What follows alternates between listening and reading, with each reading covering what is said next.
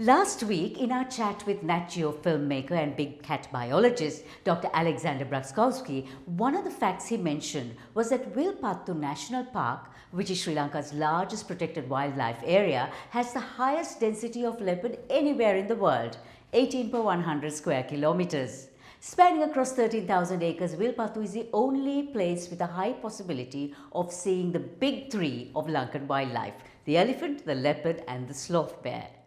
Wilpattu was named a Ramsar wetland in 2013 and an ecological treasure for longer.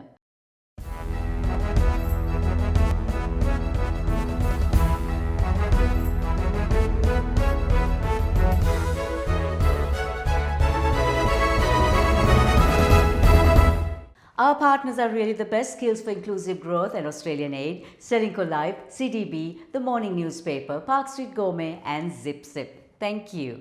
If you like Kaleidoscope, subscribe and follow us on YouTube, Facebook, Instagram, and LinkedIn. You can now start a CDB iDeposit digital fixed deposit and experience a range of special benefits from CDB.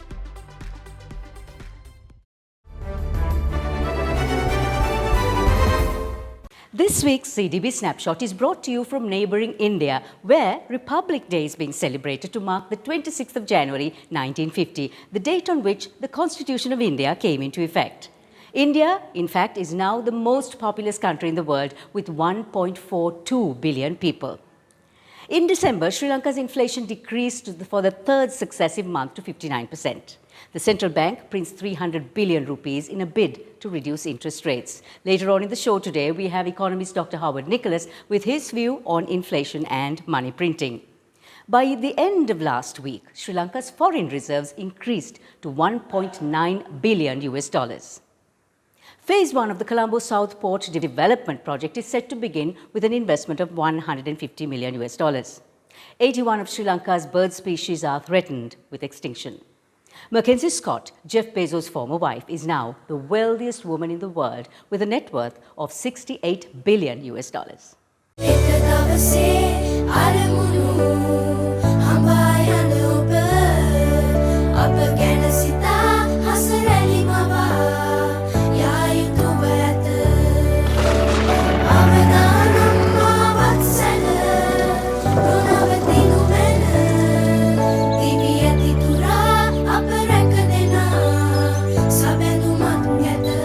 You focus on your goals. We will take care of the risks. Srilanka Life.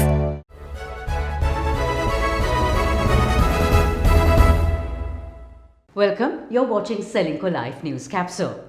Ours is a country that followed the modern monetary theory unabashedly, and while this was curbed to some extent in the latter half of 2022, Sri Lanka yet continued to print billions, if not trillions, to fill the holes in the budget. It is widely understood that printing money causes inflation.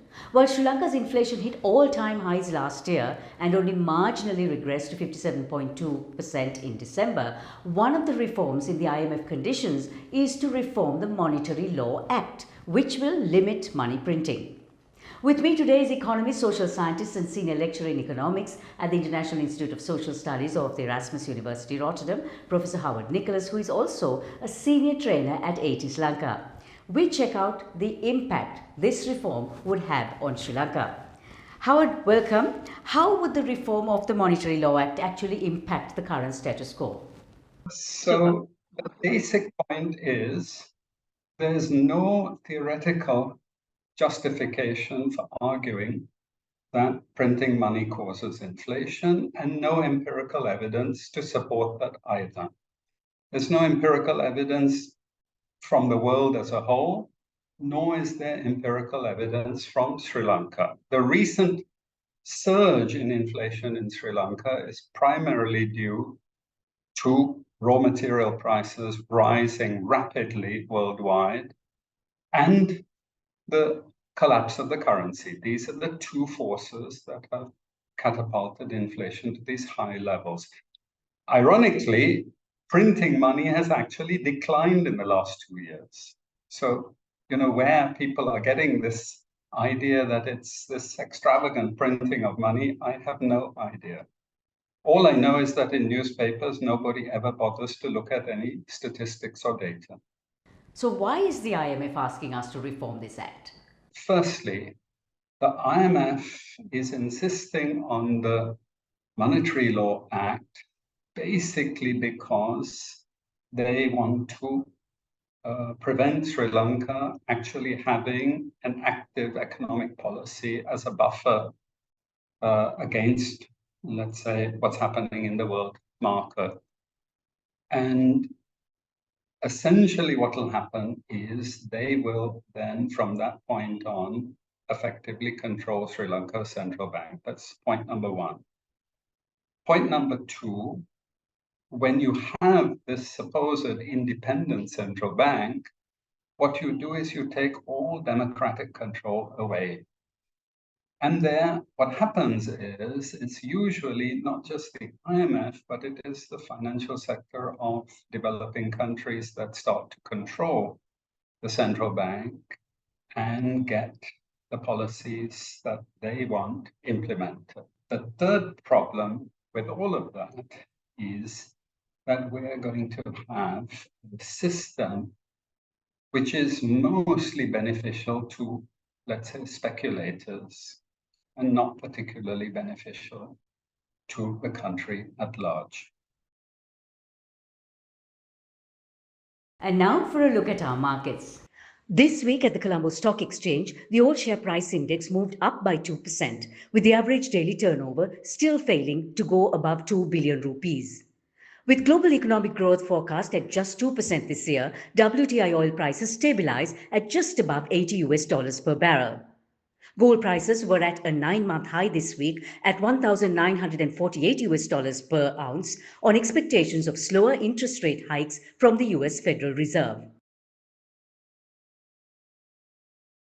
Beauty is in the eye of the beholder, and for Dubai-based Philippine artist Nathaniel Alapid, beauty lies in the sand. Alapid recently broke a record for drawing the world's largest sand image, measuring more than 23,000 square meters. His art was so impressive that Jumeirah Beach Hotel employs him now as a full-time sand artist. Meet Toadzilla from Australia, the largest toad in the world, weighing in at nearly 6 pounds. However, because Toadzilla was a threat to Australia's ecosystem, he was euthanized after getting into the record books.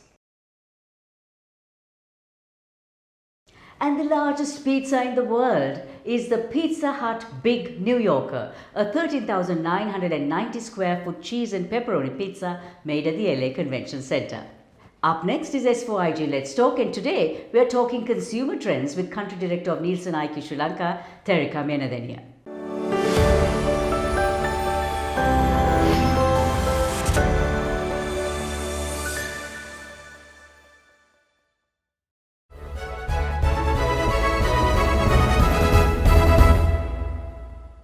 Sri Lanka has gone through several fate-altering situations during the past 3 years, and the most impacted in society are the lower and middle-income earners. Sri Lanka's highest food inflation rate was 94.9% in September 2022, as per the CCPI. The World Food Bank noted that Sri Lanka is among the top 5 countries with the highest food price inflation. While there is a marginal reduction in food inflation, it yet remains way beyond the everyday spending pattern of the regular Sri Lankan citizen. But where is this consumer pattern heading? With me today is Country Director of Nielsen IQ Sri Lanka, Terika Menadenia, with some of the latest findings. Terika, welcome. Now, from the research you've conducted in 2022, what are consumer patterns like? We see the consumption landscape changing. The consumption habits are changing, purchase is changing, and we see the consumer trying to make do with whatever that he has in terms of money. Because the salaries are not increasing, but prices are increasing. So therefore, the consumer is trying to adopt in order to survive in this environment. We see reduction in consumption for quite a lot of categories, and they are coping with purchasing smaller pack sizes, purchasing in outlets where things are much cheaper, and also they are reducing in purchase as well. So overall, how does inflation impact the consumer spending pattern? In March of 2022, food inflation was 30%, but within 6 months it escalated to 86% by September. and that is a phenomenal increase, and that did not increase gradually, right? It was sudden.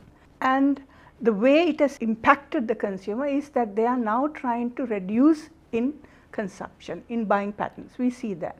They are reducing purchase of even the essentials. The biggest hit in the beginning was things like soft drinks and chocolates, but now even essentials like rice and vegetables and meat are being impacted, and they are really reducing purchase of even those items. So what are consumers looking for in this current environment, and how do businesses get geared up for that? The biggest drops are for, as I mentioned, soft drinks, chocolates, fruits, vegetables, even things like milk powder, very high increase because of the price increases.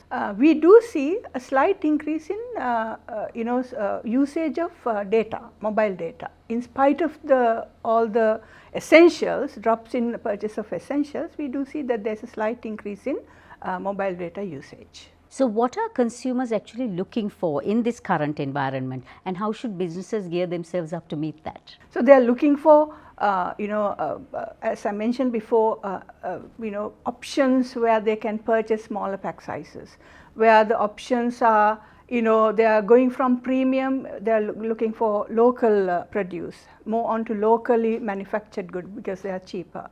And they are also looking for ways and means of, going along with their lifestyles, but at a reduced pace, right? So what the businesses need to do is to understand what the consumer is facing, right, and go along with that. Now businesses can actually introduce more affordable pack sizes. They can have promotions to keep the brand alive, because sometimes if the brand is not being propagated, people tend to forget. And also they can look for replacement categories. So your predictions for 2023, what are the pitfalls, what are the positives? We do see a little bit of relief coming in. We see that the inflation is going down, but that does not mean that the prices have come down. It means that the price hikes are sort of normalizing at a high rate. Prices are still high. And then we see increases in tourist arrivals. We see escalations in foreign exchange remittances coming back, and then also we see the government, industry also contributing to that. So all in all, there is positivity coming back, but we need to see how this will actually impact the common man. So yes, we live in a state of flux, in a state of uncertainty, but as you said, I hope that resilience that Sri Lankans have continues. Thank you so much for joining us today, Therika.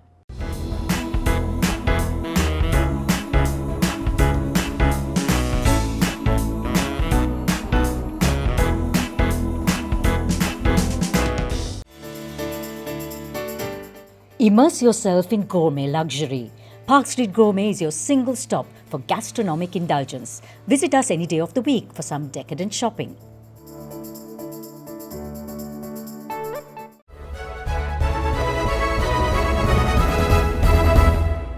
We so enjoy featuring entrepreneurs who start off their businesses as a hobby and then channel their passions into producing some amazing stuff.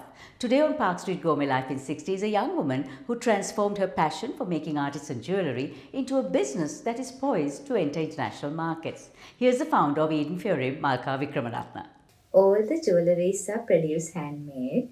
We use no machinery, as these should be carefully crafted to bring the required elegance. If a customer wants to make any particular jewellery apart from the designs we have done so far, we can produce that item for them.